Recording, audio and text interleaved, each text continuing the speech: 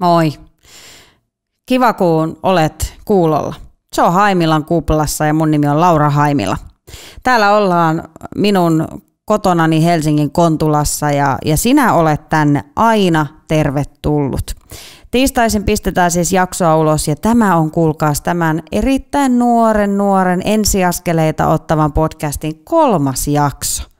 Mua naurattaa jotenkin se, että mä oon ollut sellaiset kohta 16 vuotta media-alalla, tehnyt ensimmäiset radiotyöni siis 2010, että 2009 jotain silloin.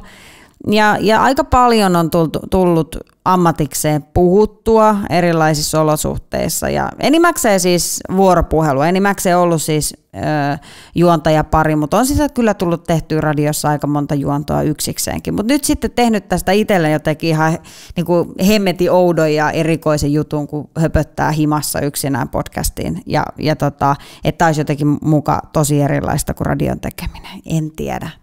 Tämä on joku mun siis valtava möykky, mitä mä käsittelen tässä. Siis tämä on tosi hauskaa, että aidosti mä oon tehnyt siis 15 vuotta työtä sillä, että mä oon puhunut.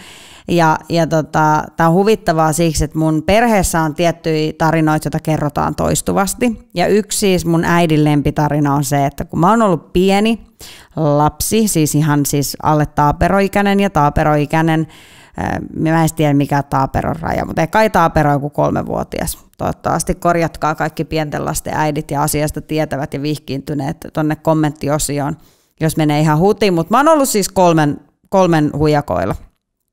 Käsittääkseni 3-vuotias jo kävelee ja ehkä sanookin jotain ja on aika lailla vuorovaikutuksessa, mutta mä en ollut sellainen 3-vuotias. Mä olin 3-vuotiaana äitini tarinan mukaan sellainen, että mä istuin paikalla ja tuijotin mun vanhempia sisaruksia. Olenhan siis 4 lapsesta nuorin, eli iltatähtiä kaiken huomioon ja lellimisen saanut ihmisyksilö. Mutta siis ensimmäiset elinvuoteni istuin lähinnä mykkänä ja tuijotin ihmisten meininkiä. Olin tyytyväinen jossain maitoa ja kuulemma keksit maistui ihan hyvin. No sitten jossain kohtaa mun äiti ajatteli, että onkohan tässä nyt kaikki ihan ok, että pitäisikö vähän niin kuin tutkia ja sitten minut vietiin tutkimuksiin ja sittenhän tämä tarina on saanut tällaisen käänteen, että siinäkin minä heittäydyin hankalaksi, eli en antanut virtsanäytettä, jolla olisi mun puhumattomuus ratkaistu. En tiedä mikä yhteys siis meidän urealla on siis puhumisen lahjaa, mutta sitä kautta sitä oltaisiin niin kuin lähdetty tutkimaan, en tiedä miksi. No, en ollut näytettä antanut, joten äitini väsyneenä oli lähtenyt sieltä, suorastaan kyyneleet virranneet hänen poskipäitään pitkin ja hän oli sieltä ollut, että jos lapsen puhumattomuus on kiinni hänen virtsanäytteestä, niin sitten saa olla hiljaa koko elämänsä ja poistui paikalta ja minun puhumattomuuteni jäi tutkimatta ja hoitamatta. Ja luonnollisesti kun on päätynyt ihmiseksi, joka puhuu työkseen, niin äitini suosikkitarina. Teettekö, kun mä en puhu pelkästään työkseni, niin mä puhun myös sillä ihan vapaa-aikanakin ja paljon, mä myönnän sen. Niin äitini suosikkikohta tässä tarinassa on tietenkin se, että juman kautta kun mua olisi ruvettu hoitamaan, niin missä tilanteessa me oltaisiin nyt. No, sitä me emme kukaan tiedä, mutta sen me tiedämme, että hoitamattomanakin puhekykyni jossain kohtaa muodostui. Vähän myöhemmin kuin ikätovereilla, mutta tiedätkö, joskus hyvää kannattaa odottaa. Näin se on. Tämä siis voimaannuttavana tarinana teille kaikille, jotka ajattelette, että teistä ei ole johonkin, mitä te haluaisitte saavuttaa elämässänne, niin tämän voimaannuttavan tarinan myötä voin sanoa, että kaikki on mahdollista. Tulen kertomaan tämän tarinan tietenkin jossain meidän naisten kansijutussa joskus semmoisena niin kuin dramaattisena, ehkä jotenkin niin, että luulin, etten ikinä saisi tehdä unelmieni ammattia. Tätä mietin jo vaipat housuissa 3-vuotiaana. No mutta se siitä. Mä en tiedä, miksi mulla tuli jotenkin vaipat housuista mieleen myös semmoinen, että mä olin siis oikeasti myös se, musta tuntuu, että mulla oli joku semmoinen trauma, että mä, ei jumankaan, en mä mene. Mä olin siis aika myös oikeasti puhua jostain, että mä olen yllättävän vanhaksi muuten kusi housuun, jos mä yöllä olin kaverin luona yötä, mutta ei meidän tarvii niitä nyt muistella, koska tää mun henkilöbrändi on kuitenkin aika tarkoin hiottu ja mä mietin aika tarkoin, että mitä mä julkisesti puhun ja tätä podcastia voidaan pitää julkisena platformina. Mutta mä unohdin ihan täysin. Mä ajattelin tehdä tällaisen huippu-uudistuksen mun podcastiin, nimittäin pistetään logo esiin. Yes! Ja noin se logo poistui ja tämä hetki kuulosti varmasti aivan upealta sellaisille henkilöille, jotka eivät kuluta tätä podcastia videon muodossa. Ja teitä on siis enemmistö, mutta tämä olikin nyt tämmöinen niin kuin vähemmistö edellä menty uudistus. Mä lisäsin logon siis tähän podcastin alkuun. Mutta joo, viime viikolla aiheena oli jalkapallo, enimmäkseen naisten pelaama jalkapallo ja vähän käsiteltiin myöskin vähän toksista urheilukulttuuria. En ollut aiheen kanssa yksin, vaikka näin kuvittelin. Nimittäin kun mä kyselin tästä aiheesta tämän podcastin kuulijalta, niin valtaosa teistä, rakkaat ystävät, ilmoitti, että futis tai urheilu ei ginostele. Ja olin jo vähän sillä, että no onpas harmi, että mun kuplan aihe ei nyt lähtenyt. Toki kuulijaluvut katsottua, niin ilmeisesti aika moni silti oli kuunnellut podcastin, vaikka aihe ei sinänsä kiinnostunut. Se oli musta hyvä juttu.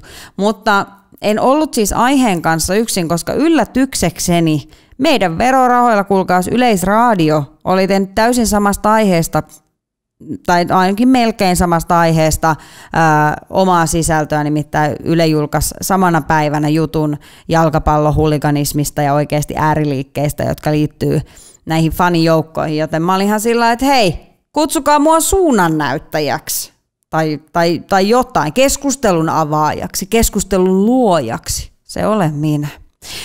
Mutta kiitos kaikille myöskin viime jakson kommenteista. Ne on otettu sydämiin ja kuultu. Ja ottakaa myöskin tämä podcast seurantaa. Laittakaa noi ilmoitukset päälle, niin saatte tiedon aina uusista jaksoista, koska joskus voi tiistai mennä ohi niin, että et huomaakaan. Ja jos sulla on aikaa, niin käy antamassa ihan semmoinen rehellinen oma arvio tästä. Anna tähtesi tälle podcastille. Eli 5 tähteä. Siitä olisi tälle pienelle podcastin tekijälle paljon iloa, koska riippuvainen olen teistä, rakkaat ystävät. Mutta tuosta tuli mieleen, kun huomasin, että siitäkin huolimatta, että joillekin ei ehkä välttämättä tuommoinen sporttiaihe resonoinut, niin olitte siltikin kuunnelleet sen jakson, niin se oli musta tosi kiva, koska mä mietin, että se on ihan tosi kiva, että me kuunnellaan myös sellaisia sisältöjä, jotka lähtökohtaisesti, tai aiheita, jotka ei lähtökohtaisesti läpäise meidän kuplaa, tai ei välttämättä meitä sillä lähtökohtaisesti kiinnosta, koska sieltä voi silti tulla jotain ajatuksia tai jotain juttuja, mitä me ei ehkä muuten tultaisi mietittyä. Ja mä itsekin tuossa vähän rautin omaa kuplaa, niin mä päädyin kuuntelemaan tällä viikolla jostain syystä sellaista podcastia, joka oli siis täysin sijoittamiseen keskittyvä. Ja voin sanoa ihan näin kavereiden kesken, niin mä oon siis maailman surkein raha-asioissa ja aivan siis eeppisen huono missään säästämiseen liittyvissä asioissa, joten sijoittaminen ei ole millään tavalla mulle ajankohtaista, koska ei ole mitään mitä sijoittaa. Mutta minusta oli kiinnostavaa kuunnella sitä, ja se oli oikeastaan, mä yllätyin itsekin, että mä en tiennyt, että mä voisin viihtyä näin hyvin, tiedättekö, vaaleansinisten kauluspaitojen äärellä, mutta kyllä se on ihan ajan kysymys, kun mulla on kevyt toppatakki, ja tästä tulee sijoittamiseen keskittyvä podcast, Joo, mutta se oli vaan hyvä osoitus siitä, että kyllä sitä kannattaa välillä kuunnella jotain sellaistakin, mitä ei välttämättä ihan automaationa lähtisi kuuntelemaan, koska se voi jollain tavalla sitten laajentaa ajattelua tai muuta. Eihän sitä mitään tule, jos samanmieliset toisiaan näykki. Näin se on. Tämä on ollut kummallinen viikko siis monella tapaa. Nythän vietetään siis elämäni hirveintä ajanjaksoa tai siis niin kuin vuoden aikaa. Enkä mä puhu siis tästä niin kuin pimenevästä säästä tai märästä säästä sateiden keskellä olemisesta. En todellakaan. Puhun siis Halloweenista. Minä maailman antinaamiaisihmisin, niin tämä on mulle vaikein ajanko. Mä en voi ymmärtää ihmisiä, jotka oikeasti tykkää siitä, että lähdetään niin juhliin sillä lailla, että laittaudutaan niin johonkin naamiaisasuun. Se on musta tosi outoa. Ja sit, mä en tiedä, onko niinku kukaan oikeasti ikinä miettinyt, miten ällöttävältä vaikka se tekoveren kanssa leikkiminen tuntuu. Semmoinen niinku tahmea, siirappinen, punainen aine sun naamalla. Sitten sä käyt jossain niinku bileissä, jonka jälkeen sä lähdet jatkoille ja sitten pääset himaa pyyhkimään sitä tekoverta naamasta pois. Se on niinku kyllä yksi vittumaisempia tunteita, mitä on. Niin en ymmärrä ihmisiä, jotka nauttivat naamiaisiin menemistä. Voi olla, että siihen liittyy myös se, että mun lähipiiriin kuuluu henkilö nimeltä Crystal Snow, kavereiden kesken Tapio Huuska.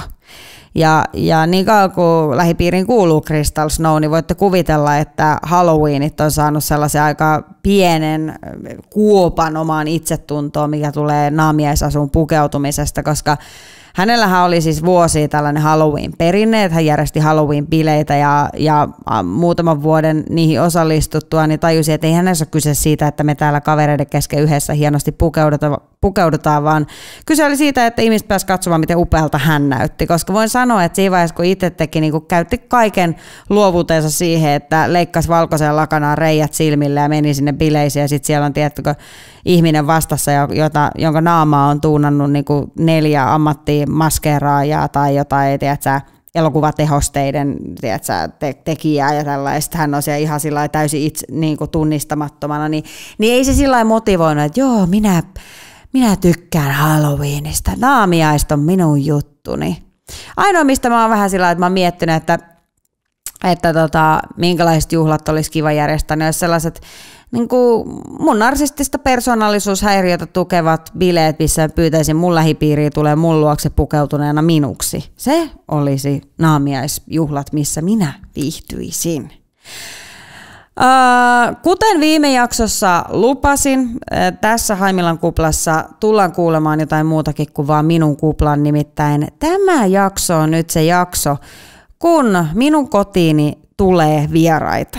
Ja kun sanon tulee, tarkoitan, että tuli. Todellisuudessa tämä vieraiden läsnäolo nauhoitettiin jo 2 päivää sitten mun luona. Ja se ei niinku, siinä oli monta asiaa, se ei mennyt välttämättä sillä miten mä olin sen nähnyt, ei visuaalisesti eikä sisällöllisesti, mutta otetaan tähän niinku pieni tämmöinen esimaku siitä, mitä on tulossa. Ja tässä on niinku hetki siitä, kun mä oon asettanut tämän tämähän on siis valtava monikameratuotanto, eli siis kuvataan pelkästään mun kännykällä. Ja kun mä olin asettanut tämän kännykän ja mulla oli sitten vieraat istuutunut pöytään, niin mitäs sitten tapahtui? Nyt siirrymme siihen Benjaminin naurulla. Siis mä katson tätä videoa ja mulla tulee mieleen vaan, että Sano. Tulee vaan mieleen, että Anna on sellainen anonyymi ihminen, jota haastatella, joka ei halua näyttää identiteettiä. Voit sä nyt vilkuttaa hetket noin, no ainakin. Hei, apua. Niin, se on aina kiva, että kaverit arvostaa tätä mun kotikutoista tuotantoani ja kameroiden rajallisia mahdollisuuksia nauhoittaa 3 ihmisen keskustelua keittiössä, mutta Kyllä hysteriasta päästiin eteenpäin ja päästiin aiheisiin, joten sinä rakas ystävä, sinä voit jatkaa, kuten nyt olet kuuntelua suorittanut.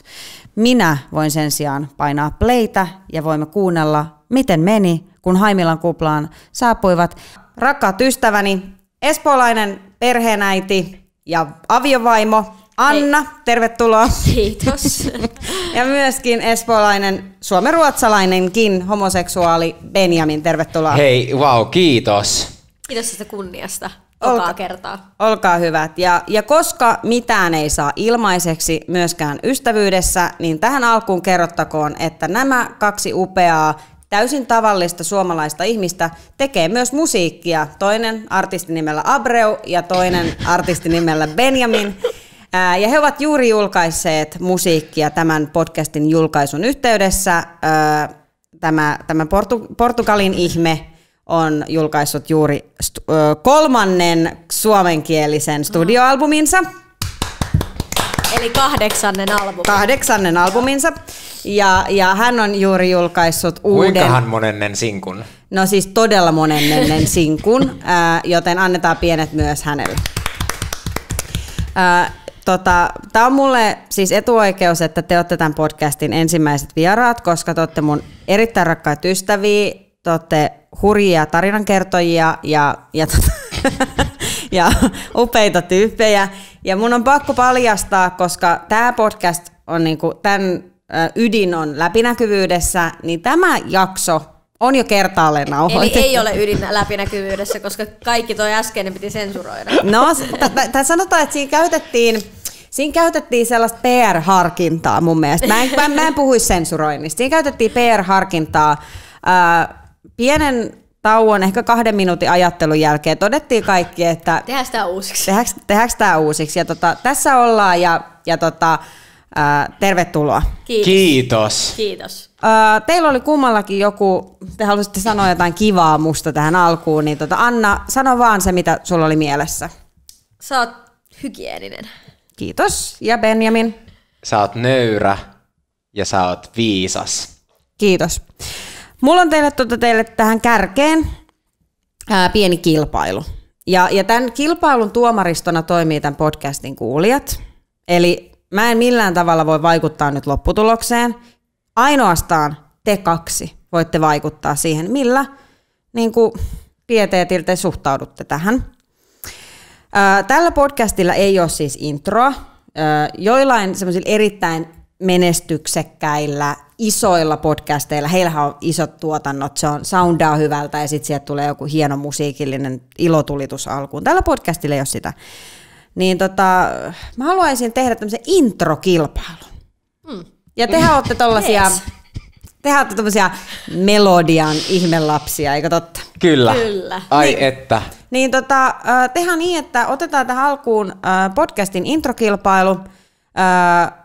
Mä laitan jakson julkaisun yhteyteen semmoisen äänestysjutun, niin kuulijat voi sitten äänestää, että kumpi näistä introista oli paras. Ja tämän ei nyt tarvitse sillä tarkoittaa sitä, että ette voi ystäviä enää olla tämän jälkeen, mutta kyllä tämä varmaan määrittelee tulevaisuudessa, miten te suhtaudutte itse toisiinne artisteina, ehkä.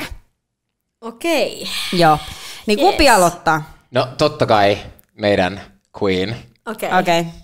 Yes.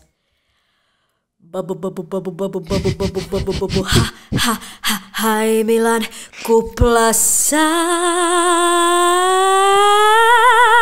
Okei. Herra Jumala. Okei, sanotaan demos toi ei ollut ihan noin. On vähän. Kuulosti, joo. Joo, tuossa on niinku muutama tuotantokierros niin sanotusti. Kyllä, no niin, sulla on toinen tuotantokierros kanssa. Okei, mä kanavoin nyt jotain sisäistä räppäriä. Okei. Ai tää muuttuu? Olisi kiva saada joku biitti tähän, mutta joo, mutta jes, pidetään. Oh my god. Haimilan kuplassa jauhetaan, tyhmille jutuille nauretaan. Uusjoksa ulkona joka maanantai, milloin se oli keskiviikkosin? Mutta tää meni pieleen, koska se piti sanoa Haimilan kuplassa. Niin, ja sit muutenkin nämä jaksot julkaistaan tiistaisin. Pieleen. Ei, mutta ei ollut mitään Okei. Tää on vaan niinku, mä sanon, että te ehkä tarvitsette toisianne tähän. Joo. Tehdään näin, että tossa oli nyt teidän demot ja noista se kilpailu käydään. Joo. Mutta mä haluan, niinku, että teillä on tässä hetkessä voittavisen tunne. Niin mä oon tuottaja, otetaan räppiä ja sit otetaan, sä teit upean kertsin. Mä en muista enää, miten se meni. No se oli jotain babu. kyllä se tulee. Okay. No niin, eli teekö mä ton biitin? Sä räppäät, ja tää tosiaan tulee tiistaisin, Benjamin. Joo, tiistaisin. Ja sä vedät ton kertsin. Tää hetki tulee jäämään aika isona osana suomalaista musiikkikulttuuria, joten... Nostetaan vähän tempoa. Okei. Joo, kun oli vähän hidas jo. Okei, yes, okei. Joo, me pystytään. Haimilan kuplassa jauhetaan. Tiistaisin. Hei, halusit trappia vai mitä sä halusit? Noniin. Haimilan kuplassa jauhetaan, tiistaisin nauretaan. Haimilan kuplassa.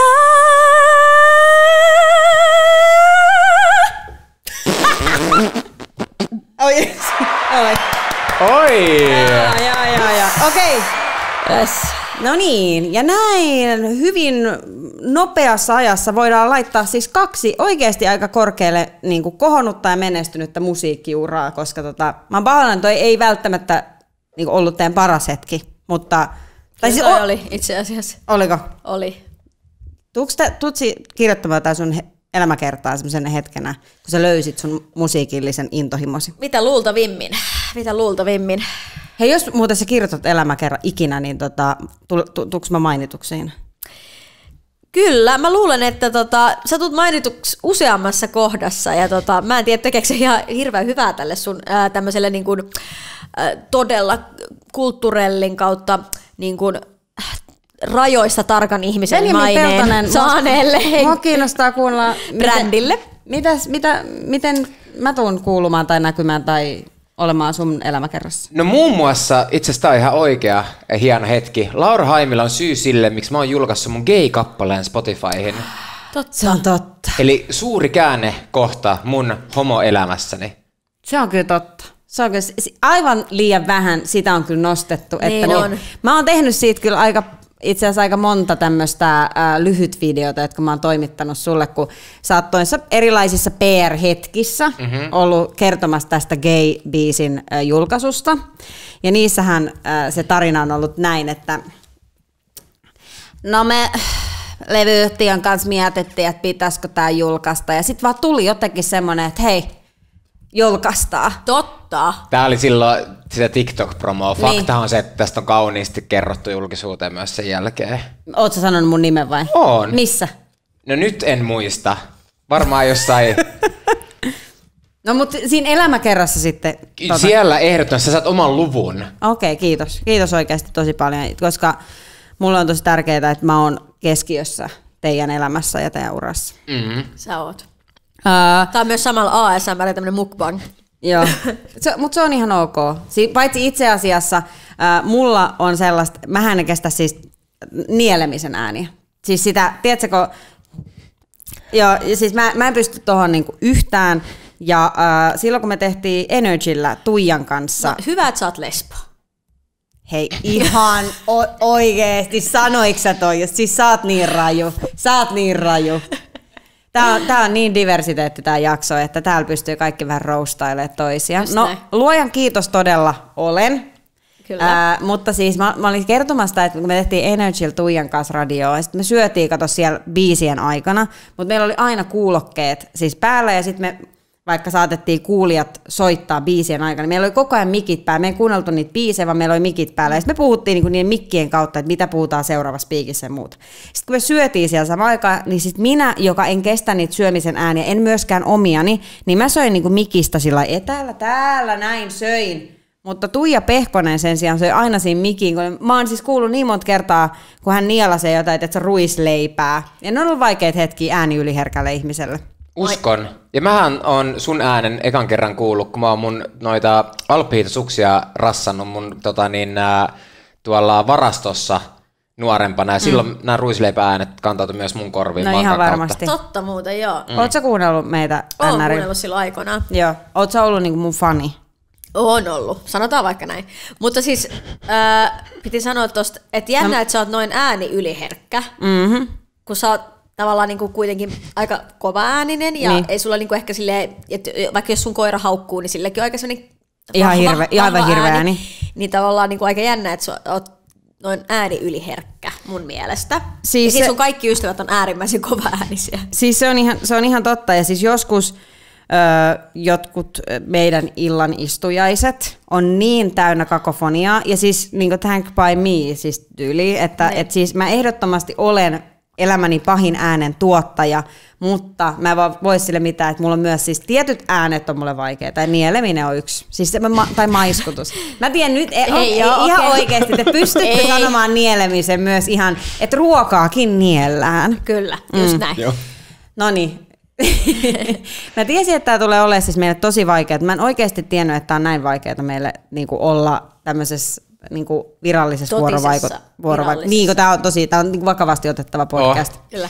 Mutta tässä podcastissa puhutaan siis kaikista kuplista. Ja Teidän läheisenä ystävänä voin tässä julkisesti konfrontata teidät, että jos te johonkin kuplaan niin kuin syvästi olette asettuneet ja siellä niin kuin möyhitte, niin se on kaupallisen musiikin musiikkikupla. Kyllä. Sen me voimme myöntää. Oskari Onnisen helvetti. Kyllä. Siis, jos Oskari Onninen joutuisi elää mun elämää, niin se ei pystyisi operoimaan tässä olosuhteessa. Ei, mutta tiedätkö, kun aina tuommoiset ihmiset, jotka sanoo, että on kuin myrkkyä jois, mutta sitten on kuitenkin paikalla, niin nehän on niin kuin ne, jotka oikeasti rakastaa eniten. Joo. Siis mä väitän, että Oskari Onninen on mun ja sun suurin fani, koska me ollaan niitä kaupallisimpia, tiedätkö, niin näin. Ja, niin tavallaan tollaset niin kuin ihmiset, jotka sanoo, että se on kuin tervaa jois, mutta silti menee sinne raatiin tai Kyllä. sinne jonnekin tekee niitä arvosteluja, niin ne rakastaa eniten.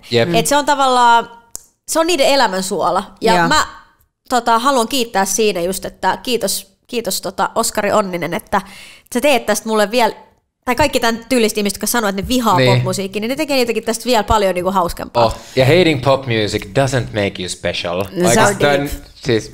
Se on kyllä vähän sitä sellaista basic bitch-vihaa, mitä mä oon vähän sillä tavalla, että mä ainakin rakastan olla kyllä basic bitch. Niin. Eikö siis mäkin? Niin. Ja sitten niille kuulijoille, jotka ei tiedä, mistä puhutaan, niin Oskari Onninen vieraili siis Juhani Mykkäsen podcastissa ja HS-visio tai joku HS-juttu, ja siitä julkaistiin sellainen aika provosoiva klippi someen, jossa Oskari Onninen, toimittaja ja kriitikko, kertoi, kuinka hän on siis kärsinyt Emma Gaalan raadissa ollessaan, koska suomalainen popmusiikki ja radiopop-hitit on niin hirveetä. Ja, niin onko se Sano, että onko tervaa jois, kun joutuu tätä kuuntelemaan. Joo, toi on aina mun mielestä ihan siis, mä oon sitä mieltä, että ei tarvitse siis kaikesta tykätä. Niin kuin esimerkiksi, jos mä kerron, mitä mä oon kuunnellut viimeisimpänä Spotifysta, niin mä tiedän, että Anna, sä olisit sillä, että ihan oikeasti, että tätä huttuuko sä kuuntelet. Ja. Mutta mä ajattelen sillä lailla, että jos sä teet sen niinku dissaamalla, siis niitä ihmisiä, jotka tekee, että ei sun tarvitse niinku rakastaa jokaista taideluomusta, mutta se, että sun pitää dissata, niin se kertoo mun mielestä ihmisen pienuudesta enemmän kuin siitä musasta, mitä sit kritisoidaan. En nyt aidosti muista vaikka niinku nimiä tälle henkilölle, joka teki näitä arvosteluja, että olisiko ollut Oskari Onninen tai joku muu, mutta välillä noi tämmöiset niinku isot arvostelut, niin musta tuntuu, että niillä välillä niinku raidataan se musiikin sijaan sillä henkilöllä. Et mä muistan, kun Eveliinasta esimerkiksi tehtiin joskus aikoinaan semmoinen niinku todella henkilökohtaisuuksiin menevä arvostelu, missä ei puhuttu oikeastaan melkein ollenkaan siitä musasta, vaan puhuttiin, että millainen ihminen hän on ja mitä hän edustaa ja tälleen näin, vaikka siis niinku kyseessä oli vaan siis niinku mielikuvia ja näin, niin se on mulle niinku punainen vaate noissa asioissa. Ja siis mun oikeasti ehkä sellainen niinku, eniten ketuttanut toi kritiikki oli nimenomaan Oskari Onnisen, kun se kirjoitti, se otsikko oli, että Alman ura on floppi. Se käytti tällaista termiä, siis sen takia, että Alman joku levy ei ollut Suomessa saanut jotain striimejä, mitä siltä oli odotettu, tai se striimit ei ollut samaa koko luokkaa kuin jollain Miley Cyruksella. Ja mä olin vaan se, että siis oikeasti floppi, siis se ihminen niinku työskentelee sellaisten tyyppien kanssa, joita niinku aivan todella harva suomalainen edes niinku voisi edes haaveillakaan. Niin se oli kyllä, niinku, mä ajattelin ja siis sitä paitsi nämä kriitikothan aina rakastaa eniten floppeja. Siis kuka kriitikko yleensä rakastaa sitä kaikista menestyneintä artistia tai niinku musiikkia. Niin kaupallisesti. Et yhtäkkiä se onkin huono asia, että se ei kaupallisesti menesty. Nyt sitä käytetäänkin laseena mukamas. Niin toi on niin naurettava juttu, koska oikeasti mä en ole hirveän montaa sellaista niin kuin tosi menestynyt asiaa nähnyt, että kriitikot olisi niin kuin rakastanut. On joitain toki poikkeuksia, mutta yleisesti ottaen kriitikot rakastaa eniten niitä, jotka ei menestynyt. Siis sitten yhtäkkiä käytetään asena, että koittakaa nyt päättää. Mutta koska mä oon tällainen viestinnän ja PR:n moniosaaja, niin minä olen sitä mieltä, että toivokaa, että kriitikot haukkuu teidän levyt, siis koska ihmiset lukee paljon enemmän negatiivisia uutisotsikoita kuin positiivisia. Se, että lukee, että Benjamin Peltonen on tämän hetken kirkkain pop-tähti, ketään ei vittu kiinnosta, mutta jos siinä lukee, että Benjaminin levy on siis luokatonta huttua, niin jengi menee sillä, että eka ne lukee sen, sitten on sillä, että oh my god, onpa paha teksti, ja sitten ne menee aina kuuntelemaan siksi, koska ne haluaa varmistaa, että oliko tämä totta, niin se aina valuu omaan laariin, koska siis jos on joku sillä että on tosi hyvä levy, niin se on vähän sillä että okei, no se ei herätä samalla tavalla tunnetta, joten toivokaa sitä, että teidän levyt ja julkaisut dissataan. Jep, ja plus, että silloin on homma isollaan, kun sun levyjä haukutaan yleensä. Kyllä. Joo. Mä jotenkin mietin, että jos mun levy haukuttaisi, niin se ei niinku hetkauttaisi mä yhtään. Mutta jos tehtäisiin joku keikka-arvio, niin se olisi mulle henkilökohtaisen Joo, no mulle myös, mutta se on myös sama homma noiden keikkojen kanssa. Mä muistan silloin, kun Cheekki teki kuitenkin silleen Suomen isointa ja niinku oikeasti tosi näyttäviä keikkoja, niin sit niitäkin haukuttiin ihan sikana. Niin just se, että jos homma on tarpeeksi isollaan, niin harvoin sä ehkä saat niinku kriitikoilta semmoiset, että vau, että olipas jotenkin upea keikka. Muakin pelottaa. Mä oon miettinyt ihan samaa esimerkiksi mun areenakeikoista, että mua ahistaa se ajatus, että joku tulee sinne, vaikka monihan varmasti tulee, niin kuitenkin se jollain tavalla ahistaa se ajatus, että joku tulee sille oikein kriittisellä silmällä vähän niin kuin katsomaan, että milloin mä epäonnistun. Niin se on epämiellyttävä ajatus. Niin, ja tollainhan tavallaan sähän teet, että jos joku on tietyn hyvyyden yläpuolella, sillä että okei, että tässä on mun odotukset, niin silloinhan sä meet sen odotuksen kanssa katsomaan niin checklistinä, että okei, hän olisi pystynyt parempaan, niin silloin se kritiikkihän kertoo myös sitä, että sillä oli suhun positiivinen ennakko-oletus, mikä on siis tietenkin ihan kiva asia, mutta joo, jotkut siis stand-up-koomikot on toivonut, että myös stand-upista tulisi siis keikka-arvioita, ja mä siis kuolisin, jos joku kirjoittaa. Mun mielestä me tehdään tätä niin kuin silleen yleisölle. Jos mä mietin vaikka, että mitä leffaa mä haluan katsoa, mä en mene katsoa IMDb-arvioita, mä katson vaikka sen tomatometerin, tiedätkö sille, missä ihmiset mutta eikö IMDb ole just nimenomaan ihmisten arvioima? Eikö IMDb ole niin kriitikoiden arvostelema? Mun mielestä IMDb on, no anyway. Mä en tiedä yhtään. Rotten Tomatoes, eikö se on niinku... Mä en katso leffoa, koska siis oikeasti kaikki maailman leffat, ne on oikeasti kuin tervaa. En mä tiedä, voi olla siis. Mutta oli mitä oli, mä toivon, että se on näin päin, koska näin mä oon tehnyt, mutta silleen, että kyllä mä silleen, että jos ihmiset tykkää, niin sillä on varmaan suurempi kyllä. Onnistumisprosenttisesti, mitä vittu mä selitän, että mulla olisi myös se fiilis, että... Joo, ehdottomasti. Ja siis mä oon sitä mieltä, siis mä kyllä yleensä tykkään asioista, joista massa tykkää. Niin. Ei kun mä rakastan asioita, mä vihaan yleensä asioita, joista siis ihan leffoista lähtien kanssa, niin meillä on Laurin kanssa semmoinen, mun miehen kanssa sellainen, että jos kriitikot on antanut 5 tähteä, niin yleensä me ei haluta mennä katsoa sitä leffaa. Että joku semmoinen kapinallinen kontulalainen mus kyllä on. Että mä en tavallaan jaksa sellaista, että on kaikesta yritetty tehdä. Siis täydellinen esimerkki. Mä sanon teille ihan esimerkki. Tenet-elokuva.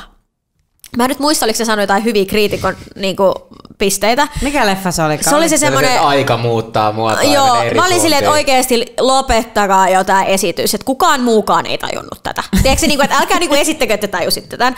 Tai silleen, että jos te tajusitte, niin teillä on superihmisen keskittymiskyky. Koska silleen, se oli vaan tehty silleen, mun mielestä välillä asiat, jotka on kriitikoille tosi silleen nerokkaita, niin musta tuntuu, että kriitikot, tää voi olla nyt sit ihan bullshittia. Mutta silleen, musta tuntuu ei, välillä... kaikki mitä sä puhut on totta. Niin, että musta tuntuu, että kriitikot välillä kirjoittaa asioita silleen, että jos ne ei itsekään tajunnut, sit se oli saleen hyvä. Ja ton mä ymmärrän, mutta Tenetin kohdalla mä tykkäsin sit leffasta oikeasti. Ja Inception esimerkiksi on ihan crazy. Mä ymmärrän Inceptionin, mutta Tenet oli oikeasti siis tosi moni. Ja jopa Okei, mä lupaan katsoa ton ja ihan katsoa, että pysyis mä. Jos mä ymmärrän siitä jotain, mä mutta Veikko, sä käyt kyllä ihan tajunnut siinä silloin. En mä sanonut, että mä tajusinkaan. Oli paljon juttuja, mä en tajunnut, mutta siis hyvä leffa. Mutta tämä on vähän, tiedätkö, kun me ollaan puhuttu teatterista, mikä voi olla joskus oikeasti tosi vaikeaa. Jos sä käy katsoa teatteriin, niin oikeasti teatteriesitykset saattaa olla sillä, että ne ei avaudu kaikkinensa. Niin mä tavallaan ajattelen useasti, että miksi sun pitää tajuta? Tämä. Siis, et ei niinku... Mä tiedän, Anna ei tästä ole mun... Niin, sä et ole tästä mun kanssa samaa mieltä, koska... Pitää katsoa, vaikka ei tajuisi. Niin, tai mä tarkoitan sitä, että se... Kun ihmisille saattaa syntyä sellainen mielikuva, että mä en tykännyt tästä teatterista, koska mä en ihan tiennyt, mitä tässä tapahtuu. Ja sitten oikeasti niillä saattaa ollakin haisu, mutta kun se tuntuu niin monimutkaiselta, niin saattaa olla sillä, että mä en ymmärtänyt tästä mitään ja siksi mä en myöskään pitänyt tästä. Kun sitten oikeasti, että ei sillä ollut välttämättä sen suurempaa. Tiedätkö, että siinä ei välttämättä ollut mitään isompaa ajatusta. Että toi on vähän sama, kun mä tykkään siis jazz-musiikista. Joo. Sä oot siinä mielessä outo. Mä oon siinä mielessä outo, mutta mä myönnän, että se liittyy varmaan vahvasti siihen, että mun iska on myös entinen jazz-muusikko. niin sitten, siis tosi moni on sillä, että mä en voi kuunnella jatsia, koska mä en ymmärrä sitä. Ja siis minä en ymmärrä musiikista siis oikeasti mä en ymmärrä siis sillä, että mun pitää, niin kuin, että jos mä kuvailen vaikka jotain, mitä musiikissa tapahtuu, oli se mikä genre tahansa, mä sanon, se ääni, mikä tulee tuolta, ja sitten sille on joku ammatti, ei mä osaa mitään. Mutta rakas, ihmiset on ollut vaan kilttejä, kun sun isä on jatsmuusikko, ja ne on halunnut vaan sanoa, että minä en pidä jatsista, mutta sitten ne on joutunut sanoa sen siihen perään, kun minä en ymmärrä sitä, koska niin, mutta sä oot kuullut Saleetaan, että mä en kuuntele jatsia, koska mä en tajuu sitä musaa, koska siinä ei ole mitään, koska jatsissahan ei ole mitään siis kulkua. Niin. Se voi olla, joo. Niin. Mutta tavallaan mun mielestä ei tarvii siis ymmärtää. Ei tietenkään, ei siis tietenkään tarvii. Ja sama teatterissa. Mutta mulla on ehkä se, että kun mä en ymmärrä, niin mä en myöskään viihdyty siitä. Niin. Ymmärrättekö silleen, että kyllähän mä en saa sitä tunnetta, mikä sit pitäisi tulla, koska mä oon silleen, että mikä tässä on se pointti. Että sit jos mä saisin jonkun tunteen, niin eihän mun tietenkään tarvitsisi ymmärtää, eihän musiikkia voi edes ymmärtää. Siis loppujen lopuksi musiikkia ei voi edes ymmärtää. Ja samalla tavallahan mä esimerkiksi, kun mä teen musaa, ja mä veikkaan, että Benkku itse asiassa ymmärtää enemmän jotain soundijuttuja kuin minä, ja silleen, että niinku jostain, tiedätkö niinku, no ymmärrät enemmän kuin minä, mutta mä menen aina fiilis edellä, ja mä siellä ovat toi pum pum tss, niin se pitäisi olla niinku vahvempi vaikka. Sillä tavalla ymmärtää, että miltä se tuntuu. Mutta jos jatsmusiikkia, jos sä et saa siitä kiinni, niin se ei välttämättä myöskään tunnu. Tai teatterissa sama homma, tai missä tahansa musiikissa. Ja voi olla, että meidän Oskari Onnisella on myös sama, että hän ehkä vaan sit niinku saa kiinni siitä. Joo, ja voi se olla, että hän on vaan siis nörtti ja semmoinen, että hän kaipaa sellaista, että kaikki tuntuu vähän monimutkaisemmalta. Tiedätkö, että kyllä mä tajun se, että esimerkiksi vaikka suomalaisessa popmusiikissa jotkut lyriikat voi olla ikään kuin liian helposti tulkittavissa, koska niinku se on, että siinä ei ole... Silloin sä et voi olla Emma Raanissa. Niin, siis mä oon samaa mieltä sillä niinku, että mene sinne, missä sun kuuluu olla. Ja kyllä kaiken maailman snobeilu on mun mielestä ihan kivaa. Nyt kun on vähän oman kumppaninsa kanssa päässyt snobeilemaan niin ruuan ja viinin suhteen. Niin, mutta se on mennyt ihan yli. Se on mennyt yli, Mutta siis silleen, että pakko sanoa tässä. Olisi asia, mikä vaan, niin se on kiva, jos vähän tavallaan niin kuin harjaantuu joku aisti tai joku tälle pääsee leikkimään silleen, että tämä on muuten kiva. Se on niin kauan kivaa, kun sit se ei pilaa sulle sitä yksinkertaista. Niin. Ja se on niinku ehkä se ongelma, mikä... Niin. Millään pahalla, broski. Hei broski, me oltiin kerran menossa. Mihin me oltiin menossa? Benjamin oli tulossa sun komediaa katsomaan. Siellä oli liian yksinkertaiset ruokamenut. Eli siis mulla on 28. marraskuuta, kiitos promootiota myös mulle 28. marraskuuta stand-up-keikka Musiikkitalolla, siis Kyllä. Suomen suurimpia stand-up-tapahtumia, ihan mieletön venue. Sitten mietitte, että voisiko siihen yhdistää että se fine dining ja tiedätkö mitä... Ei edes fine dining, vaan voidaanko yhdistää siihen vaan niinku ruoka, että me syötäisiin siellä. Niin, ja sitten se oli se joku... Siellä oli siis se lippu, johon kuulutaan ruokaa. Joo, show and dinner. Ja sitten Benkult pääsi tällainen lause, että miten se meni? Eikö se repes? Se repes, että toi jotain siis niin... vuohenjuusto ja pesto. Eikö, mikä se oli se kastike? Jotain se ruoka oli ja sitten se on silleen, että toi on niin sokoshotel. Siis järkyttävää. Ja se oli kyllä järkyttävää. Joo, se oli järkyttävää. Mutta me ei kyllä päästetty sua helposti. Niin, mä sanoin, että siinä kohtaa... Niin no meillä on kaikilla meidän snobeilun kohteet. No mikä on mun? Ai niin, no mä tykkään kivoista hotelleista, se on totta. You like many nice things. You like many nice things. Yes. Okei, totta. Yes. Tiedätkö sä, mä otan tämän. Joo. Tai siis sä tykkäät kaikista, mutta sit jos joku tykkää vähän enemmän jossain tilanteessa, niin sit sä oot sillä lailla, että eikö mä voisin itse asiassa ehdottaa, että mennään tuonne Kontula Ostarille mun juurille syömään joku ihan siis tosi sellainen basic. Nyt mulle kävi. Mitä sä tarkoitat, että milloin mä oon tolleen ja milloin mä oon eri tavalla? Sä et ole ikinä tälleen. Niin, mä en ole ikinä tolleen. Niin, se oli se juttu. Mä en tajunnut. Mutta ehkä mä siis, joo. Joo, mä luulin, että... Mä tarkoitin siis sitä, että sit jos haluat niinku tölvästä jotain, niin ehkä enemmän. Niin, silloin mä oon. Niin. Nyt olisi kyllä jotain ihan niinku tavallista ja semmoista. Mutta siis silleen, niinku, että tässä snobeilusta vielä sen verran haluan sanoa, että se, että jos mä snobeilen jossain asiassa, niin mä en mene sit sinne ns. Niinku, jos mä rakastan fine diningia, niin mä en mene Amarilloon haukkuu sitä ruokaa, että onpas paskaa. Mutta sä menet vaan Musiikkitalolle. Niin, viitaten Eikö siis... hän ei tullut sinne? Ai niin. Niin, mä oon tulossa. Joo, mutta et tullut syömään sinne. Mutta viitaten siis siihen, että jos mä kritisoin popmusaa, niin älä sit vittu kuuntele sitä musaa. Niin, se on totta. Se on totta. Ja just tässä on, tai ruokakriitikko, joka menee mäkkäriin. Siinä ei niinku mitään järkeä. Ei kun just näin. Ollaanko me mäkkäri? Ollaanko musiikkialan mäkkäri? Ollaan. Ja... Ihanaa. Joo, eikö mä oon ainakin ihan ylpeästi. Tai en mäkkäristen, en halua liittyä siihen, mutta tavallaan niin, mutta taso. Mielikuva. Taso. Ja mielikuva. Joo. Siis, nyt oikeesti. Vihaan McDonald'sia. Hihnalta tulee koko ajan lisää ylikulutusta ja on halpaa paskaa. Niin. Me ollaan just niitä. Tää on mun albumi promootio. Ei ole halpaa paskaa. Sun albumi on hyvä. Sanoit sille 5 tähteä, kirjoitettiin arvostelunkin. Oot sä lukenut sen penkulle sen mun arvion? En ole lukenut penkulle sitä. Ei ole mulle muuta. Haluatko kuulla, minkälaisen arvion? Mähän olen siis kuullut niin kuin ennen julkaisua jo. Haluan kuulijoillekin kertoa tässä kohtaa, että olen kuullut siis sisäpiiriin ja olen saanut kuulla albumin ennakkoon, mikä ei ole kyllä aina ihan sellaista, että olen huomannut, että te esimerkiksi toisillenne jaatte. Itse asiassa me aika harvoin jaetaan toisille. Tai sä jaat mulle, mutta mä en jaa ikin sulle. Joo. Mä jain itse asiassa Benkulle sun jälkeen vasta. Joo, mutta Benkku jakaa tosi heikosti Dropbox-linkkejä. Se haluaa aina soittaa sen biisin siis sillä, että hän on... kun se haluaa nähdä sun reaktion. Joo. Ja sit se on niin tosi vaikeaa, koska mä oon hyvin niin pieni reaktioinen, niin sit mä joudun tekemään siis verrattu Benkkuun, joka on kuitenkin siis aika valovoimainen ja tommonen ekstra. Niin sitten jos mä oon siis sillä, että jos mä pidän, niin mä oon sillä näin. Hyvä kipale. Niin, sillä tämähän oli oikein mukavaa popsoitantaa. Ei oikein jäävä. Niin sit mä oon joutunut niinku harjoittamaan, mutta mä oon nykyään aika hyvä siinä, koska mä oon oppinut, että sanotaan näin, että Warnerin supertähtiluokkaan kuuluville artisteille kuuluu puhua sillain niinku, että yes, ihan vittu kova girl, vittu yes. Että se ei ruveta analysoimaan mitään biisejä sen syvemmin. Mutta haluatko kuulla siis tämän arvion? No, haluun. Noniin. Abreu yllättää uudella albumillaan ja muistuttaa, miksi hän on tämän hetken it girl. Anna Heiskari, omaa sukua Abreu, tai kuten hän nykyään haluaa itseään kutsuttavan Abreu, on julkaissut odotetun 8. albuminsa Traagista, mut maagista.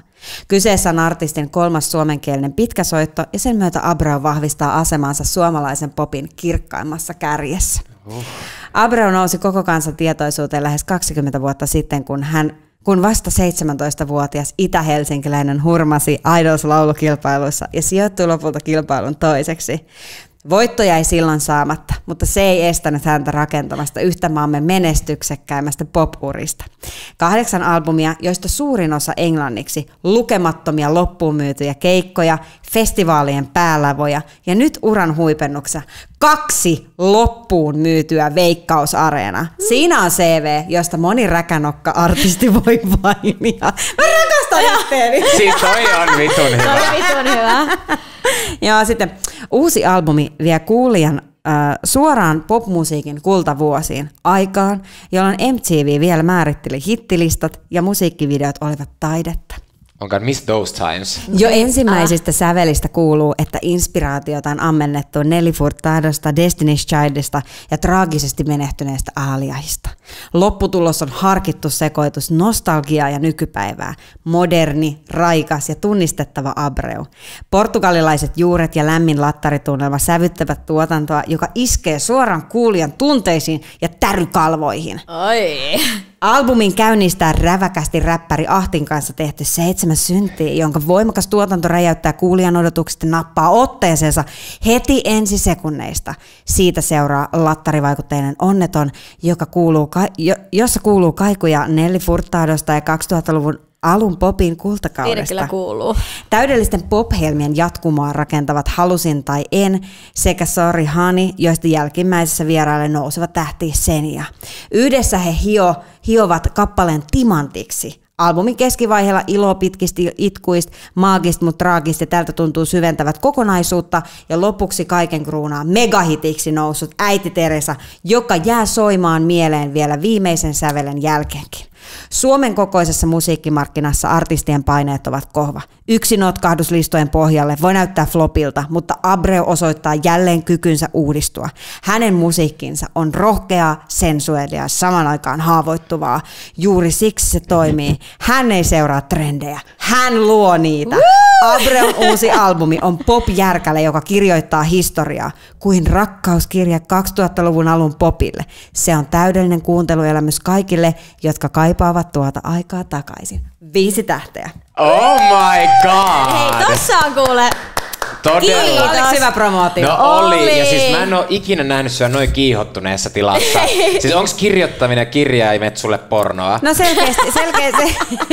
Siis se puuttuu ainoastaan, että sun sormet ei mennyt haaraväliin, kun sä luit tota. Hei, ihan oikeesti. Mutta toi tulee nyt ihmisen suusta, jolle mä en oo kirjoittanut arviota, vaikka hän on just julkaissut uuden sinkun, jonka nimi on... Häh? Bensa tulipallo. Ai kun sä oot tehnyt sinkkuarviota. Niin, järkyttävää. Siis ihan järkyttävää. Ihan Milloin sä julkaiset albumin? Mä toivon, että vihdoin viimein tää ensi vuonna pitäisi paikkansa. Anna, sä tiedät, kun sanoo ensi vuonna monta vuotta putkea. Tiedän. Niin nyt mä toivon, että pitää niinku paikkansa. No mutta tässä tullaan niinku tähän siihen, että teillä on aika useasti myös, en mä tiedä onko se vaan sattumaa, mutta musta tuntuu, että teillä on aika lähekkäin näitä julkaisu. Että musta, siis silloin kun te olette julkaisemassa mitään, niin teihinhän on niinku mahdoton saada sillä niinku ystävänä välttämättä yhteyttä. Benkusta ei kuulu siis yhtään, Annasta vähän enemmän. Että on niinku... Pientä zonausta on siihen omaan musaan. Kyllä. Niin miten se menee sitten teidän keskinäisesti? Et jos teillä tavallaan on se pää siellä omassa berberissä, niin miten te pystytte toisianne niissä hetkissä? No ehkä me ollaan puhuttu siitä, että se on aika haastavaa meille. Me ei haluta julkaista saman päivänä esimerkiksi musaa, että se on tosi ahdistavaa muutenkin. Ja kyllä mä koen, että se on niin, että kun on julkaisut meneillään, niin se pää on siellä omassa perseessä valitettavasti, siis molemmilla. Että se keskittyminen on tavallaan aika pois. Jep. Tai on aika poissa oleva.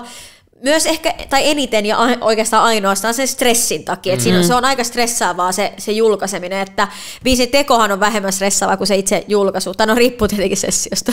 Niin. Mutta olette hyvin, tehän käytätte myös sillä, että te haippaatte toisiaan ja te olette sillä tämmöinen full julkinen support. Niin kuin olit myös, kiitos myös tästä podcastin promosta, myös Benjamin. Joo, kiitos Laura.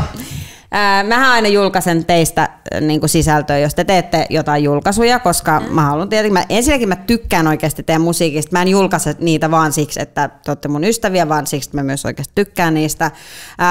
Te kans promositte mun podcastin starttia. Sulla se storit, eikö se ole 24 tuntia suurin piirtein? Pekku, kauan sulla oli se mun podcast-lanseeraus siellä sun storissa? Oliko se noin 10 tuntia? Siis kela oikeesti. Tämä on maailman hauskin vitsi. Mä en oikeesti ole tästä loukkaantua, sen takia mä voin vitsailla tästä. Benjamin. Ihan oikeesti tosissaan. Joo, aamulla mä avasin Instan.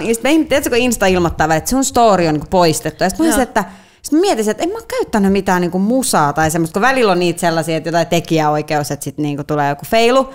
Ja sitten siinä luki, että joo, että alkuperäinen sisältö ei ole enää saatavilla. Ja sitten mä vaan että mikä tää on? Ja sitten mä klikkasin sitä, ja sitten meni Benkun profiiliin. Sitten mä vaan katsoin, että kaverilla ja siellä ihan omat tavasti ja haipit päällä, vai mitkä sillä oli. Ja ei ollut tietoakaan enää, tiedätkö, podcast-promootiosta. Siis tiedätkö, mä mietin sitä hetkeä. Tuntuuko se, Laurakin miettii sitä hetkeä edelleen? Niin, että Laura tulee näkemään tämän välittömästi ja kipittää ja kommentoimaan ja sanoo jotain. Niin siinä kävi. Mulla ei ole mitään selitystä. Joo. Ja sit mun oli pakko, koska mä tykkään vertailla ja saada perspektiiviä ystävien välillä. Mä kävin tarkistaa sitten, niin espoolainen perheäiti, niin hänellä oli vielä julkaisu. Mä oon aika tarkka promootiosuunnitelmasta ja miten se sitten tavallaan jalkautuu ja etenee. Ja no, mutta mä oon tosi kiitollinen. Pitäisi olla vielä vähän tarkemmin noista ystävistä sitten. Niin. Mä toivon, että kaikki ne 10, mä en itse asiassa katsonut, toivottavasti 1000 ihmiset, jotka sen storin näki, kuitenkin löysi tämän podcastin. Niin, mäkin toivon sitä kyllä. Tuossa tuli muuten mieleen, kun sanoit, että mun pitää olla tarkempi ystävistä, niin Anna on muuten paras ihminen siinä, joka ilmoittaa tämmöiset toxic vibe, jos tulee lähipiiriin. Siis hän on mun psykopaatti-mittari. Tutka. Kyllä. Joo. Siis, mutta mä oikeasti arvostan sitä, että joskus musta tuntuu, että ihan vähän se on semmoinen herkillä, että se on semmoinen, se aktivoituu hyvin helposti, mutta mä kyllä tykkään siitä, että sä sillä konfronttaat mua, joka helposti antaa ihmisten polkea mua aika paljon, niin että anna aina sillä että no niin, nyt Laura, sä et taas huomaa tätä, miten tässä nyt tapahtuu. Mä oon kohdannut tällä alalla semmoista manipulointia, että mä kyllä tunnistan semmoisen, kun mä näen. Mä tunnistan psykopaatin, kun mä näen. Mä oon myös niitä kohdannut tällä alalla. Se on kyllä, mutta se kaikissa taiteen aloissa ja siis sellaisissa aloissa, missä pitää hakea valtaa itselleen, niin siitä on myös hyötyä. Siis jopa lääkäreissä, leikkauksia tekevissä lääkäreissä psykopaatit on itse asiassa siis se on ihan hyvin edustettuna sen takia, koska siitä on aidosti heille hyötyä siinä tilanteessa, kun he tekevät niitä monimutkaisia operaatioita. Niin, kyllä. Mutta mun täytyy sanoa, että niin vaikeana mä en musiikin tekemistä pidä, että mä sanoisin, että siitä olisi hyötyä. Se on vähän kuin kirurgin työ. Niin. Että se joudut tavallaan harkittua tarkkaa ja se joudut koko ajan niin laittaa palasia. Mä pelastan käyttäisi jo mun faneilta kuule. Niin. Älä yhtään. Ei, kyllä te olette oikeasti siis. Mun sisko joskus on laittanut niin kauniita ajatuksia teidän biiseistä, kuinka ne on ollut jotenkin niin ihania samaista. Mä en ole itse siis päässyt ihan... Ja myös sun siskon poika laittaa välillä kaikki ihania viestejä. Kyllä, mun perhe tykkää ihan tosi paljon, mutta itseään sanoisin, että se on kuin tervaa söisi saatana, kun teidän musiikkia kuuntelee. Mutta että mä oon nyt tästä teidän ystävänä, niin mun on pakko niinku toimia ja kuunnella näitä musiikkeja ja kesken... Näin lause loppui. Ai että. Hei, mä haluan nyt korostaa, että siinä demossa, mikä me tästä podcastista tehtiin, niin siinä oli kyllä muutamia niin kuin ihan hauskoja anekdootteja kerrottuna, missä puhuttiin muustakin kuin teidän musasta. Niin voitaisiin me ihan pari sieltä niin kuin poimia, Voidaan. mitä me unohdettiin kertoa. Ja kun tässä on niin kuin puhuttu tästä kriitikoista ja PR:stä ja tällainen, niin voitaisiinko puhua siitä Benjaminin niin kuin ehkä uran tärkeimmästä PR-momentista? Voidaan ehdottomasti puhua. Kerro siitä. Kerro. Onko tämä niinku TV-lähetys, sä leikkaat sä tähän nyt, vai allaanko mä puhumaan ihan tälleen? Eikö sä kerrot sen? Mä kerron tai ihan mikä tälleen. TV-lä? Tää on podcast Spotify. Juu. Eli Spotify on semmonen suoratoistopalvelu, missä nyt, hei, mitäs me Spotify-laiset? Ai että. Mun uran ensimmäinen suuri otsikko. Oliko se ihan ensimmäinen? No ensimmäinen ainakin sellainen, joka herätti jotain siis kauhua mun sisällä. Mä ajattelin, että nyt on niinku... Se oli mun... Myös vähän Anna-suutta. No kyllä. Siis se oli musta tuntui, että se oli se meteoriitti, joka tappoi kaikki dinosaurukset. Ja samalta se tuntui mulle. Niin Ina Mikkolan Runkkarin päiväkirja podcastissa... joka on siis seksuaalisuuteen keskittyvä podcast. Niin oli 2 eri kysymystä. Ei olisi ikinä arvannut tosta nimestä. 2 eri kysymystä. Joku voi kuvitella, että se on vaan niinku runkkaamiseen, että se on niinku yleisesti siis, että esimerkiksi en halunnut alleviivata, että Penkko olisi pelkkä runkkari. Niin. Tosi hyvä. Ja, yes. Oli 2 eri kysymystä. Toiseen mä vastasin, että perheenisät, ja toiseen mä oon vastannut perseenreikä. Ja mä en muista, mitkä ne kysymykset... Tosi hyvät vastaukset. Joo, kyllä, mutta mä en muista enää... Nehän kysyi siis siinä, että mikä on sun kohderyhmä ja kenelle sä haluaisit sun musiikin löytävän? Niin mä en tiedä, että... Mihin sun musiikkisi, kun pitäisi tunkea? Hei. Järkyttävää. Okei, toi oli hyvä. Oh my god. No oli miten oli. Nämä liitetään yhteen, että Benjamin podcastissa rehellistenä tai suorana jotain tällaista, että haaveilee perheenisien perseenreiken nuolemisesta. Toi on musta niin. Toi on musta paras. Toi on niin sairas otsikko, että äiti soitti, tuli linjaa pitkin. Mä oon lähettänyt Annalle viestit, onko sitä paha? Joo, ja mä vastasin, että no emme nyt voi sanoa, että tämä hyvääkään on, rehellisesti sanottuna. Ja mä olin sillä, että tää on hauska. Niin, että se oli niin överin hazardi, että siitä ties, että se ei ole, että se on tavallaan klikkiotsikko. Ja kun mä sanoin ton, niin Benjamin sanoi mulle, että ei vittu oikeesti, sä oot niin persu. Konservatiivinen persu. Niin, sä oot niin konservatiivinen persu. Mä sanoin, ai mä oon persu, kun mun mielestä se, että sä sanoit, että mä rakastan perheisien perserien nuolemista, oli mun mielestä vähän kiusallinen. Mutta sä olit otsikon uhri. Sä et tiennyt koko tarinaa. No luuletko, että 90% ihmisistä, ne ei lähetä vaan sitä otsikkoa eteenpäin? Niin. No joo, siis kieltämättä. Mutta... Joo. Mutta sen jälkeen se on tehnyt, eikö se ole kirkastanut sun brändiä? Se on kirkastanut, persikan perään tuli sen jälkeen. No, joo, mutta sanotaanko näin, että joo, nyt jälkikäteen mä oon ihan silleen, että okei, aika hauska tällainen iconic juttu, mutta silleen kyllä siinä hetkessä. Ja tavallaan se opetti mulle sen, että mä teen ainakin kaikkeni, ettei enää tollaisia otsikoita saisi tehtyä. Että jonkun näköinen sellainen. Mutta mun mielestä se on oikeasti, nyt mä oon vaihtanut mun persuuden nyt. Mä oon nyt nykyään poistunut että sä oot polttanut sun puoluekirjan. Joo, mä en ole enää. Joo. Niin tavallaan nyt mä oon sitä mieltä, että toi oli ihan leija. Niin, siis se on ihan leija ja sit varsinkin, että se varmaan löytyy jostain. Jos laittaa niin käykääs nyt kuule klikkaan. Joo, hei, nyt käytte klikkaamassa, otatte screenshotit ja sitten jaatte tätä podcastia ja tätä ilosanomaa, niin nostetaan se tämän otsikon kautta. Mutta siis tää niinku konservatismi vastaan liberalismi sun elämässähän on niinku aikaisemminkin ollut, että sä oot joutunut niinku kahden tuulen väliin, kun silloin kun sä pohdit sitä, että laitat sä sen semmoisen almost kikkelikuvan tonne Instagramiin, jossa sä niinku ammeessa sensuellisti olet. Siis sitä ei voida sensuaaliksi kutsua niinku millään siis mun tasolla. mielestä se oli upea kuva. Se oli suoraa seksiä se. Se oli musta niinku ihan mieletön kuva. Siis sä peität siinä siis ainoastaan sun genitaalialueet. Joo, ja se kuva on poissa. Niin on, mutta se oli paras kuva, mutta Anna oli se, ei. Niin, mutta nyt tää antaa musta semmoisen kuvan, että mä oon joku konservatiivi. Sä oot. Mä oon niinku kaikissa kaveripiireissä liberaalein ihminen. Mä oon itse asiassa monessa asiassa paljon liberaalimpi ihminen.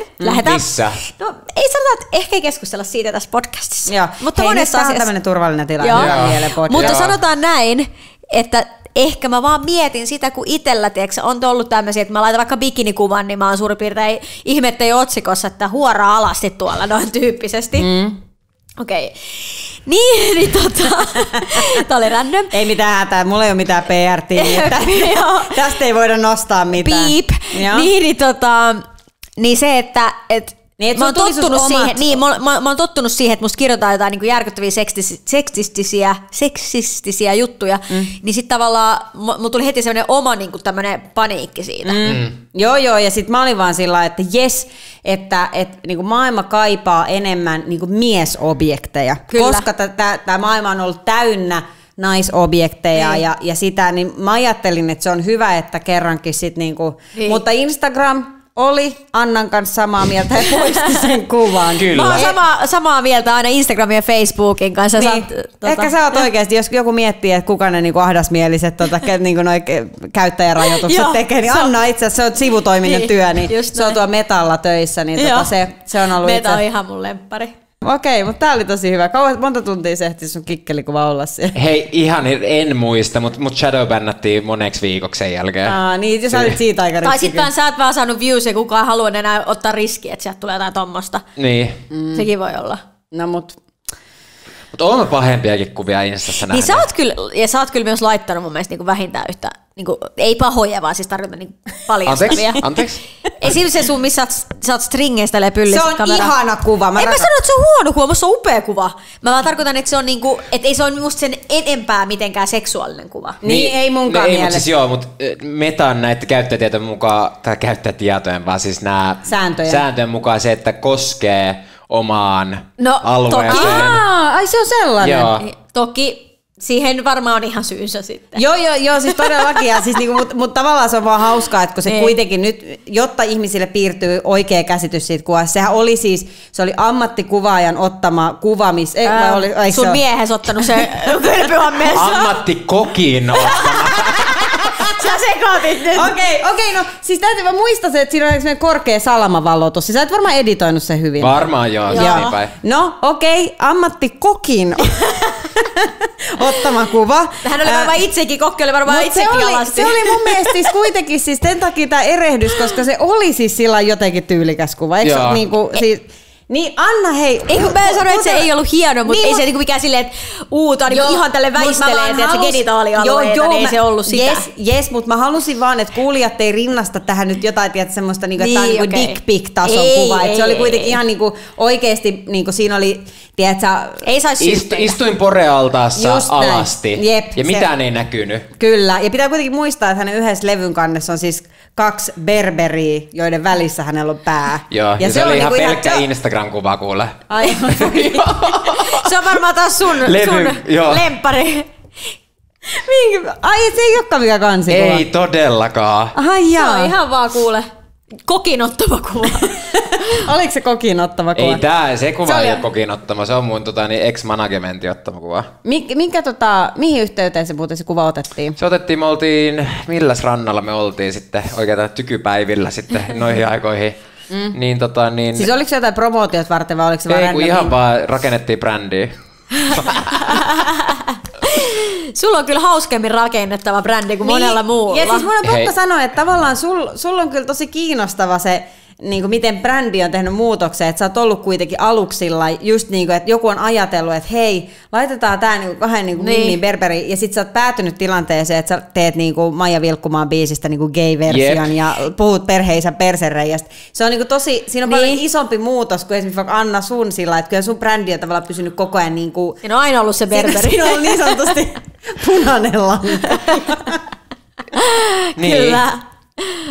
Näin mä sanoisin. Kyllä mä sanon, että on ollut ihan helvetin outo ura mulla. Joo, mutta siis kaikkinensa teidän ura. Siis loistavat urat on molemmilla. Ja tämän podcastin jälkeen niin todennäköisesti myös jonain niin kuin sisällöntuottajana tai puhujana niin varmaan lähtee myös ura, koska tämä oli tosi huikea. Oli. Kiitos. Kiitos Tähän Laura. loppuun te haluaisitte vielä jotenkin kiittää vähän isommin mun... Laura, kiitos siitä, että sä teet tätä tärkeää työtä, saat näitä tärkeitä aiheita esille. Joo. Kiitos siitä, että tein just 2 kertaa tämän podcastin. Eikö mä olin just sanonut, että kiitos ihan super paljon. Tämä on ainoa ensimmäinen kerta, kun pääsee niinku 2 kertaa pitämään hauskaa niinku putkeen nauhoituksessa. Mutta ihan ehkä voin sanoa, että ehkä kollektiivisesti voidaan sanoa, että tämä oli tosi paljon parempi. Tämä oli parempi. Oikea ratkaisu. Itse asiassa sanotaan näin, se toinen oli parempi. Tämä on niinku parempi meidän uralle. Sanotaan, että se on tallennettu joskus joko kiristyskeinona tai sitten, jos mun oikeasti luvut droppaa, niin mä vedän sen sillä niin kuin eksklusisältönä maksumuurin takana. Niin. Joo, laitetaan splittiin sitten sen jakson tulot. Ei todellakaan, ei missään Ai, sun pitäisi saada tästäkin pala. Siis kyllä nyt tärkeintä on se, että miten kyllä, minä saan vuokrani maksettua. Ehdottomasti. Niin. Kiitos Anna ja Benjamin. Kiitos Laura. Kaikkea hyvää. Muistakaa vastata siihen introäänestykseen jakson alta, kommentoikaa ja olisi kiva, jos myöskin seuraisitte tätä podcastia Spotifyssa, plus laittakaa arvionne, se tekee hyvää tälle podcastille. Kiitos, hei hei. Kiitos. Hei. Sitten mun pitää juosta, koska minun on ihan